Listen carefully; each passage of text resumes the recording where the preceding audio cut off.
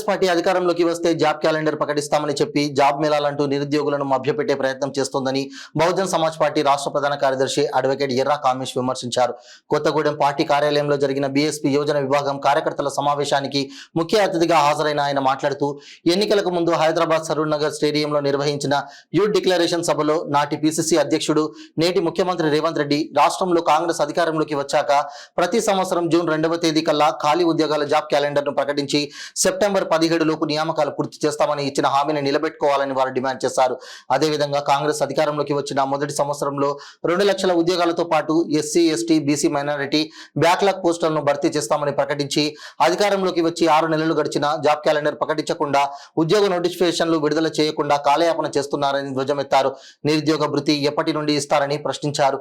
ప్రభుత్వం జాబ్ మేళా పేరుతో నిరుద్యోగులను మభ్యపెట్టే ప్రయత్నాన్ని మానుకోవాలని హితవు పలికారు.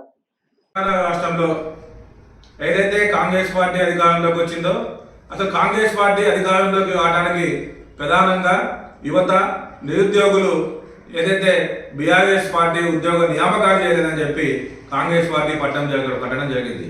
కాంగ్రెస్ పార్టీ కూడా ఎన్నికల మేనిఫెస్టోలో ఏదైతే తెలంగాణ రాష్ట్రంలో కాంగ్రెస్ పార్టీ అధికారంలోకి వస్తే డిసెంబర్ 10వ తేదీన 2 లక్షల ఉద్యోగాలు ప్రకటిస్తామని చెప్పి 6 నెలల్లో పూర్తి చేస్తామని చెప్పి ఇప్పటిదాకా ఉద్యోగ ప్రకటన లేదు.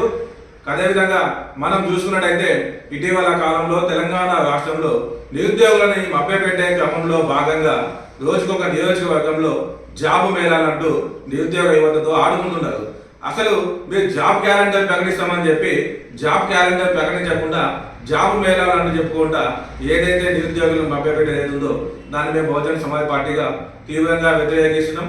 అదే రకంగా రేవంత్ రెడ్డి గతంలో గ్రూప్ 1 పేపర్ లీకేజ్ అయినప్పుడు ఖచ్చితంగా ఒక గ్రూప్ 1 ఉద్యోగానికి 100 మందిని పరీక్షని క్వాలిఫై చేస్తామని చెప్పిండు. గ్రూప్ 2 2000 ఉద్యోగాలు, గ్రూప్ 3 3000 ఉద్యోగాలు ప్రకటిస్తామని చెప్పి కాంగ్రెస్ పార్టీ అధికారంలోకి వచ్చినాక 6 నెలల్లోనే 2 లక్షల ఉద్యోగాలు ఖాళీలు ఉన్నాయి. 10వ తారీఖున మేము పగ్గాలు అందుకోగానే ముఖ్యమంత్రిగా ప్రమాణ స్వీకారం చేయగానే జాబ్ క్యాలెండర్ ప్రకటించి త్వరితగతిన నియామకాలు చేస్తామని చెప్పి ఇప్పటిదాకా దిశగా చర్యలు తీసుకోకపోగా జాబ్ మేళాలంటూ నిరుద్యోగులను మభ్యపెట్టే ప్రయత్నాలు చేస్తున్నారు. మేము ఒకటే సూటిగా ప్రశ్నిస్తున్నాం. మీరేమో పెద్ద పెద్ద కార్పొరేట్ కళాశాలలు, పెద్ద పెద్ద కార్పొరేట్ కాలేజీలు, పెద్ద పెద్ద కార్పొరేట్ సెక్టార్లలో మీరు షేర్స్ కొనుక్కుంటారు. మా బహుజన బిడ్డలేమో ఈ కార్పొరేట్ సంస్థలలో 5-10 వేల ఉద్యోగాలకు పనిచేయాలని చెప్పి ఈ సందర్భంగా మేము ప్రశ్నిస్తున్నాం. తక్షణమే ప్రభుత్వాలు జాబ్ మేళాలంటూ ఇంకో మేళాలంటూ మభ్యపెట్టే కార్యక్రమాన్ని పక్కన పెట్టి ఉద్యోగ నోటిఫికేషన్లు ప్రకటించాలా, ఉద్యోగ నోటిఫికేషన్లు ప్రకటన చేయాలా. ఏదైతే కాంగ్రెస్ పార్టీ నిరుద్యోగ వృద్ధి ఇస్తాము, ఏదైతే యువకులు ఖాళీ ఉంటున్నారో ఆ యువతకు నిరుద్యోగ వృద్ధి ఇస్తామన్నారు. తక్షణమే దాన్ని కూడా ప్రకటించాలని చెప్పి కూడా మేము ప్రధానంగా డిమాండ్ చేస్తున్నాం.